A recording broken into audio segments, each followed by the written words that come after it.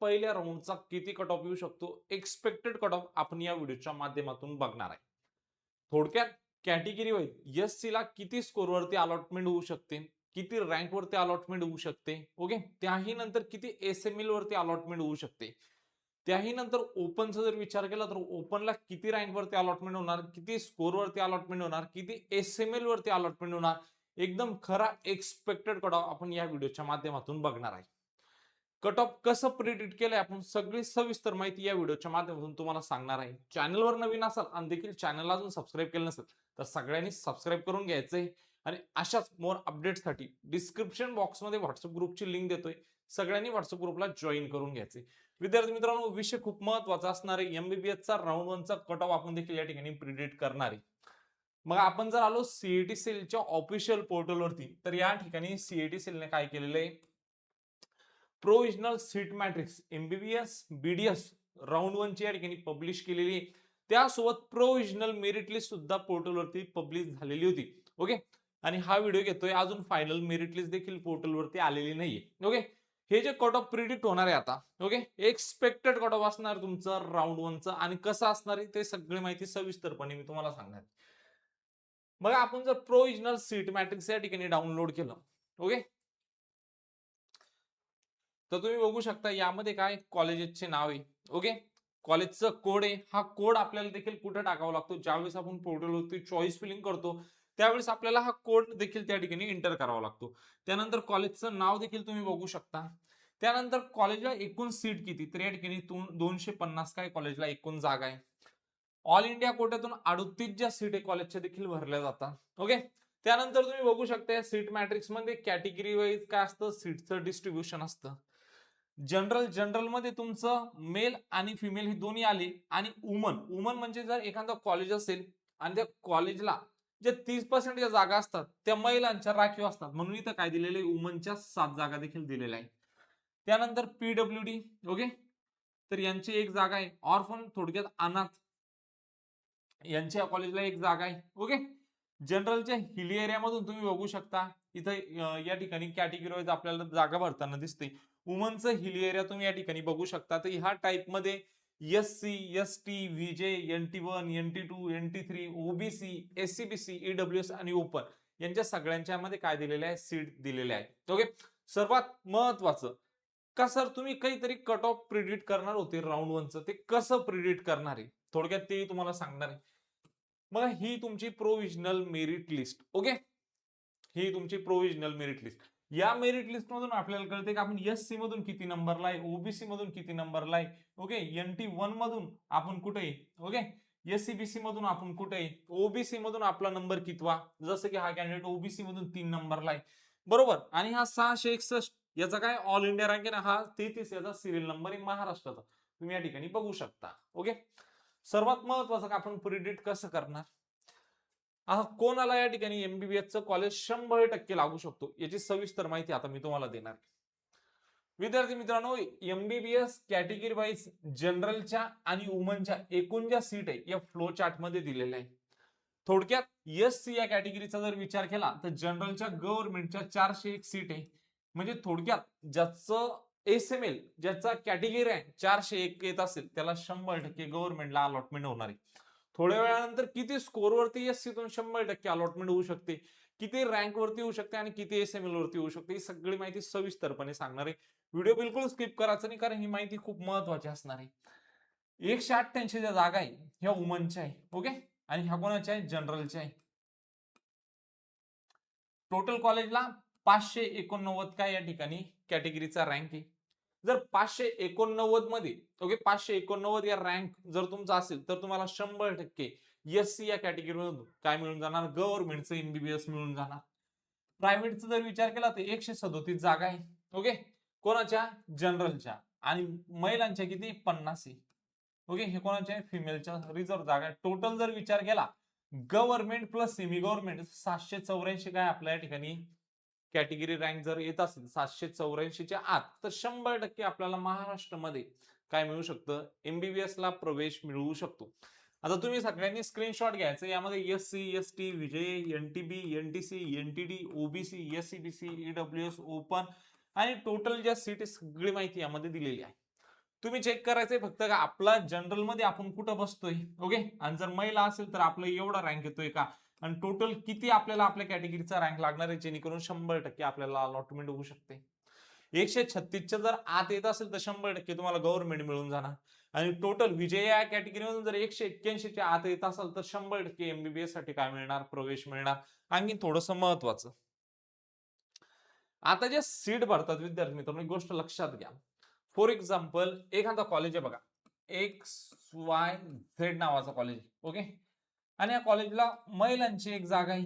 Okay, आता या ठिकाणी एक ओपन कॅन्डिडेट आहे आणि हा कोण आहे, मेल आहे, आणि याला स्कोर आहे 490. आणि दुसरी एक SEBC ची कॅन्डिडेट आहे. ओके, आणि हिला स्कोर आहे, ही फिमेल कॅन्डिडेट आहे. किंवा दोन्ही आपण या ठिकाणी काय करूया, दोन्ही आपण काय करूया, ओपन कॅन्डिडेट कन्सिडर करूया. ओके, ओपन ही फिमेल आहे आणि हिला स्कोर आहे 350, आणि कॉलेजला देखील वुमनची जागा आहे. तर मग ही सीट कोणाला मिळणार, तर हे 490 वाल्याला नाही मिळणार, ही 350 वाल्याला मिळणार आहे. कोणाला, 350 वाल्याला. त्यानंतर याहूनही महत्वाचं, जर ही जागा जर जनरलची राहिली असती तर ही 350 का मिळाली, कारण सगळे जे कॉलेजेस आहे त्याच्यामध्ये 30%च्या जागा राखीव आहे, त्या महिलांसाठी राखीव आहे. सर्वात महत्वाचं, आता ही जनरलची जागा आहे. ओके, इथं मेल आहे आणि फिमेल आहे, दोन्ही ओपन कॅटेगरीचे. मग ही सीट कोणाला मिळणार, तर ही 490 वाल्याला मिळणार. कोणाला, तर 490 वाल्या कॅन्डिडेटला, जर ही जागा जनरलची असली तर. त्याहूनही महत्वाचं, समजा आता ओपन कॅटेगरी आहे, ओपन कॅटेगरी आहे बरोबर, आणि हे दोन्ही ओपनचे कॅन्डिडेट आहे. या ठिकाणी हा जो कॅन्डिडेट आहे आता ओपनचा आहे, हा कॅन्डिडेट ओपनचा आहे बरोबर. एक मिनिट द्या. हा ओपनचा कॅन्डिडेट आहे, 490 मार्क आहे, ओपनची सीट आणि जनरलच्या जागा आहे. ओके, जनरलच्या जागा आहे, ओपन कोट्यातून ह्या काय सीट या ठिकाणी व्हॅकंट आहे. आता इथं फिमेल आहे समजा, किंवा SEBC चे एखादी स्टुडंट आहे आणि इथं स्कोरीचा 510 आहे. SEBC ची कॅन्डिडेट आहे, ही फिमेल आहे समजा, किंवा मेल असेल, दोन्ही असेल, कारण ही जी सीट ही जनरलची आणि इथं मेल आणि दोन्ही फिमेल आपण कन्सिडर करूया बरोबर. आता हिला 490 मार्क आहे सर, जागा तर ओपनची आहे बरोबर, आणि ही SCBC याच्यातून हिला 510 मार्क आहे. मग ही सीट कोणाला मिळणार, तर हे 510 वाल्याला मिळणार. SEBC ज्यावेळेस अलॉटमेंट होणार, SCBC ओपन थ्रू काय होणार, त्याला अलॉटमेंट होणार. तर काउन्सिलिंगचे खूप सारे महत्वाचे नियम असतात, जर नियमांमध्ये नाही बसले आणि स्कोर किती जरी चांगला असलं तर तुमची या ठिकाणी सीट काय होऊ शकते, धोक्यात पडू शकते. सविस्तर माहिती सांगणार आहे, तुमचा नंबर लागू शकतो का नाही लागू शकत. आपल्याला आपली लिस्ट कशी बनवायची हे तुम्हाला सांगणार आहे.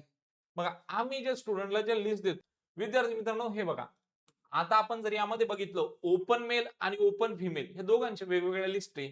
त्यानंतर ST फिमेल आणि ST मेलची वेगवेगळी लिस्ट आहे. VJ फिमेल VJ मेलची वेगवेगळी लिस्ट आहे. जर आपण याला ओपन केलं, ओपन मेल, ओके ओके, त्यानंतर ही दुसरी लिस्ट मी आणखी ओपन फिमेलच्या ठिकाणी ओपन करतो. ओके, कारण मी तुम्हाला बोललोय अगोदरच का फिमेलला 30% ज्या सीट आहे त्या महिलांच्या राखीव जागा असतात. आता जर लिस्ट मध्ये आपण कंपॅरिझन करायला गेलो, ओके, लिस्ट मध्ये जर आपण कंपॅरिझन केलं, cut off list open male college बघू शकता, RA Podar government ayurvedic college Mumbai. कितीवर अलॉटमेंट झाले मुलांना, 494. आणि इथं जर मुलीचा विचार केला, RA Podar government ayurvedic college Mumbai, किती, 482 वरती काय झालेली अलॉटमेंट झालेली. म्हणजे मुलांचं आणि मुलींचं कट ऑफ मध्ये काय करतो, फरक पडतो. त्यानंतर आपण दुसरी आणखीन एक लिस्ट बघूया. ओके, विजय मेल आणि विजय फिमेल. आता बघा, विजय मेलची लिस्ट तुम्ही या ठिकाणी बघू शकता. RA Podar government ayurvedic college 463 वर अलॉटमेंट झालेली, आणि फिमेलला जर विचार केला तर बघू शकता या ठिकाणी जी लिस्ट आहे विजय फिमेलची, government ayurvedic college Nanded, कितीवर allotment झालेली, 461 वरती झालेली. म्हणजे महिलांचा आणि पुरुषांचा जो कट ऑफ असतो तो खूप वेगवेगळा असतो. सर्वात महत्वाचं, जर तुम्ही तुमच्या चॉईस फिलिंग मध्ये चुकले तर तुमची जी सीट आहे, ज्या कॉलेजसाठी तुम्ही कोणी 1 वर्ष, कोणी 2 वर्ष, कोणी 3 वर्ष, कोणी 4 वर्ष ड्रॉप घेऊन मेहनत केली, रिनीटचं एक्झाम झालंय, ओके, परत या ठिकाणी काय झाली, रिनीट झाली आणि विद्यार्थ्यांनी खूप सारा मेहनत करून पुन्हा पेपर दिला आणि चांगले मार्क आले, आणि जर तुम्ही चुकीची चॉईस फिलिंग करताय, ओके, तर तुमचं सीट या ठिकाणी धोक्यात पडू शकतो. म्हणून काउन्सिलिंग नेहमी प्रॉपरपणेच असायला हवी. ही एक जस्ट रेफरन्स आहे का आपण कॉलेजेसला कसं प्राधान्य दिलं पाहिजे. त्यानंतर कॉलेजेसची रँकिंग वाईज आम्ही लिस्ट देतो. कोणत्या कॉलेजला पेशंट फ्लो चांगला, कुठलं इन्फ्रास्ट्रक्चर चांगलं आहे. ओके. त्यानंतर तो कॉलेज कुठे लोकेटेड आहे, सिटी मध्ये आहे का आउटसाइड आहे, म्हणजे त्याचा प्रॉपर ऍड्रेस त्या ठिकाणी मेन्शन असतो. ओके. रँकिंग वाईज सगळ्या गोष्टी असतात. जर तुम्हाला आमच्यासोबत जर प्रिफरन्स लिस्ट हवी असेल तर तुम्ही आमच्यासोबत संपर्क करू शकता. ओके.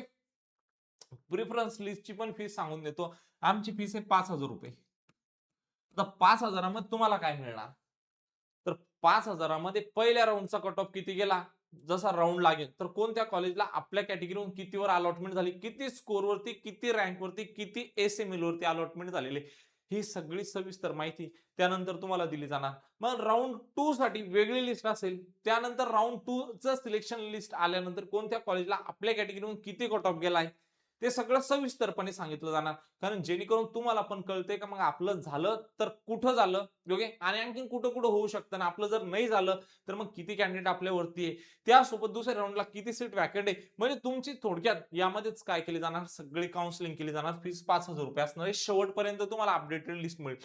आता वन बाय वन आपण काय करूया, या ठिकाणी कट ऑफ अनालिसिस करूया. ओके. विद्यार्थी मित्रांनो, या ठिकाणी जर विचार केला एससी कॅटेगरीच्या, ओके, तर सिरियल नंबर किती येणार या ठिकाणी 11,341 येणार आहे. आणि कॅटेगरी रँक एससी चा 784. ओके. इथपर्यंत काय होणार आहे, या शेवटच्या कॅन्डिडेटला अलॉटमेंट होणार आहे. आणि या कॅन्डिडेटचा जो रँक असणार विद्यार्थी मित्रांनो 1,56,982 असणार आहे. आणि या रँक वरती याला काय मिळणार आहे, सेमी गव्हर्नमेंटचं एमबीबीएसचं कॉलेज देखील अलॉटमेंट होणार आहे. आणि इथं जो स्कोर असणार आहे 456 असणार आहे. खूप सारी मेहनत केलेली. ओके. सर तुम्ही हे प्रिडिक्ट कसं केले, तर विद्यार्थी मित्रांनो एक गोष्ट लक्षात घ्या. ओके. आम्ही हे प्रिडिक्ट कसं केले हे तुम्हाला थोडक्यात सांगतोय. आता ही सीट मॅट्रिक्स आली बघा. सीट मॅट्रिक्स मध्ये काय होतं, कोणत्या कॉलेजला किती जागा आहे, ओके, कॅटेगरी वाईज सगळ्यात अगोदर आपण याची कॅल्क्युलेशन केली. ओके. कॅल्क्युलेशन केल्यानंतर एससी ची जी कॅल्क्युलेशन किती आली, 784 आली. बरोबर. 784 काय आली, एससी ची या ठिकाणी कॅल्क्युलेशन आली. ओके. त्यानंतर जी तुमची मेरिट लिस्ट आहे, या मेरिट लिस्ट मध्ये 784 वाला नंबरचा कॅन्डिडेट कुठे ते आपण शोधलं. ओके. शोधल्यानंतर त्याचा सिरियल नंबर किती आहे, त्याचा सिरियल नंबर किती आणि त्याचा ऑल इंडिया रँक किती ते देखील तुम्हाला याच्यामध्ये दिसते. आणि त्याही नंतर या ऑल इंडिया रँक वरती किती स्कोर येते हे आपण अनालिसिस केले आणि थोडक्यात तुम्हाला आता सांगण्याचा आपण प्रयत्न करतोय. माहिती आवडत असेल तर फक्त व्हिडिओला लाईक करत चालायचंय. ओके. त्यानंतर एसटी कॅटेगरीचा जो कट ऑफ असणार आहे 2026 साठी सिरियल नंबर असणार आहे बघा 19,380. कॅटेगरी रँक असणार आहे 422 आणि ऑल इंडिया रँक असणार आहे 3,35,250. आणि या ठिकाणी जो स्कोर येणार आहे तो मात्र 376 येणार आहे. खूप महत्वाची माहिती विद्यार्थी मित्रांनो, जर माहिती आवडत असेल तर व्हिडिओला लाईक करत चालायचंय. त्यानंतर विजय या कॅटेगरीचा जर विचार केला तर यामध्ये तुम्ही सिरियल नंबर बघू शकता 7,664 आहे. कॅटेगरी रँक असणार आहे 181. ओके. आणि ऑल इंडिया रँक किती येणार विद्यार्थ्याचं 1,15,000. आणि या रँक वरती जो स्कोर असणार आहे 493. थोडक्यात 493 वाल्या स्टुडंटला काय होऊन जाणार, यावर्षी अलॉटमेंट होऊन जाणार.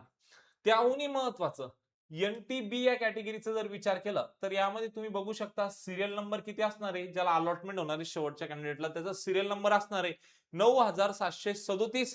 कॅटेगरी रँक असणार आहे कॅटेगरी रँक या ठिकाणी यांनी आता मेन्शन नाही केलंय. ओके. आणि ऑल इंडिया रँक असणार आहे बघा 1,31,350 आणि स्कोर असणार आहे 471 वरती काय होऊन जाणार, अलॉटमेंट होऊन जाणार. ओके. नंतर एनटीसी. ओके. एनटीसी च आपण या ठिकाणी बघूया. 1 मिनिट द्यायचंय मला, मी तुम्हाला हा जो या ठिकाणी कशाचा होता एनटीब. ओके. ते एनटीबी च काय सांगतोय तुम्हाला आता 1च मिनिटात किती कॅटेगरी रँक लागणार इथं. ओके.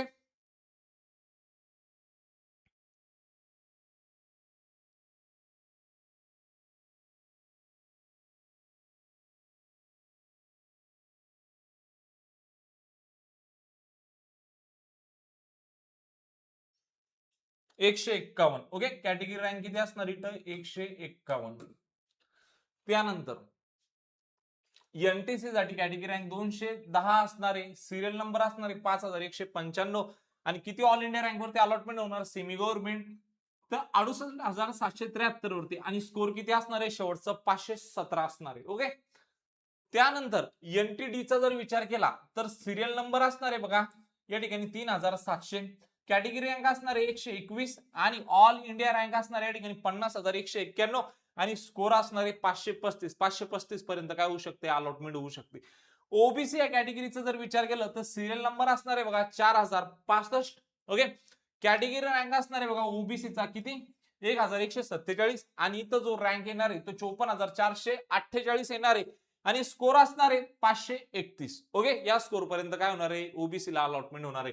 एससीबीसी चा जर विचार केला सिरियल नंबर असणार आहे 4872, कॅटेगरी रँक असणार आहे 708 आणि ऑल इंडिया रँक 64,648 पर्यंत काय होणार आहे, ह्या वर्षी अलॉटमेंट होणार आहे आणि इथं स्कोर येणार आहे 521. ओके, ईडब्ल्यूएस साठी जर विचार केला तर इथं सिरियल नंबर असणार आहे बघा 5066. ईडब्ल्यूएस चा कॅटेगरी रँक असणार आहे 453 आणि ऑल इंडिया रँक असणार आहे 67,284 आणि इथं जो स्कोर बनणार आहे तो 519. थोडक्यात इथपर्यंत काय होणार आहे, अलॉटमेंट होणार आहे. ओपन आणि जनरलचा जर विचार केला तर सिरियल नंबर या ठिकाणी मेन्शन नाही आणि ऑल इंडिया रँक सुद्धा मेन्शन नाही आणि स्कोर सुद्धा मेन्शन नाही. फक्त कॅटेगरीचा रँक किती लागणार आहे आपल्याला 2831 एवढा काय लागणार आहे, कॅटेगरीचा रँक लागणार आहे. सर इथं सिरियल नंबर आणि रँक का बरं मेन्शन नाही, तर याचा म्हणण्याचं तात्पर्य एवढाच. आता इथं का मेन्शन केलं नाही. ओके, समजा XYZ नावाचा कॉलेज आहे. ओके, आणि ह्या कॉलेजला जर या ठिकाणी जर ओपनची जागा असेल समजा ओपनची. ओके, आणि समजा एखादा कॅन्डिडेट आहे एक्स नावाचं आणि याचा स्कोर 370 आहे आणि याची कॅटेगरी आहे ओपन, जागा कोणाची, ओपनची, आणि दुसरा कॅन्डिडेट आहे वाय नावाचं, याचा स्कोर आहे 490 आणि कॅटेगरी कोणती आहे, एससी कॅटेगरी. तर याला अलॉटमेंट होताना जर एखाद्या कॉलेज असेल एससीच्या फुल सीट जरी झाली असेल आणि ह्या कॅन्डिडेटला ओपन पेक्षा जास्त स्कोर आहे तर अलॉटमेंट होताना एससी ओपन मधून याला काय होते, अलॉटमेंट होते. म्हणून या ठिकाणी आपण स्कोर या ठिकाणी मेन्शन केलेला नाही. तरी पण सर ओपनचा कट ऑफ किती जाऊ शकतो, ओके, हे जर विचार केलं तर ओपनचं दरवर्षी 50,000च्या आत असतं, तर याच्यामध्ये आपण थोडं ओबीसीचं या ठिकाणी कन्सिडर करूया, याच्यापेक्षा कमीच असणार आहे. ओके, जर तुम्हाला दिलेली माहिती जर आवडली असेल, ओके, म्हणजे याच्यापेक्षा थोडं जास्त असणार आहे, कमी बोललोय मी, याच्यापेक्षा जास्त असणार आहे. ओबीसी पेक्षा जो कट ऑफ असतो तो जास्त असतो. दिलेली माहिती जर आवडली असेल तर नक्कीच चॅनलला सबस्क्राईब करायचंय, व्हिडिओला लाईक करायचंय, अशाच महत्वपूर्ण अपडेटसाठी व्हॉट्सअप ग्रुपला जॉईन करायचंय. आणि आता समजत नसेल का महाराष्ट्रामध्ये कोणतं कॉलेज लागू शकतो, गुगल वरती जायचंय, नेक्स्ट अकॅडमी असं सर्च करायचंय. देखील पहिलाच आमचा पोर्टल आहे, तुम्ही या पोर्टल वरती काय करू शकता, देखील कॉलेज प्रिडिक्ट करू शकता. खाली स्क्रोल करायचंय, प्रिडिक्ट कॉलेज वरती क्लिक करायचंय. ओके, तुमचं नीटचं ऑल इंडिया रँक, स्कोर आणि कॅटेगरी यामध्ये सिलेक्ट करायचे, प्रिडिक्ट माय कॉलेज वरती क्लिक करायचं. नक्कीच तुम्हाला कळून जाणार का महाराष्ट्र या राज्यामध्ये देखील तुम्हाला कोणत्या कॉलेजला अलॉटमेंट होऊ शकते. दिलेली माहिती जर आवडली असेल तर चॅनलला नक्कीच सबस्क्राईब करायचं, व्हिडिओला लाईक करायचं. भेटूया अशाच एक मोर इन्फॉर्मेटिव्ह व्हिडिओ मध्ये, तोपर्यंत धन्यवाद.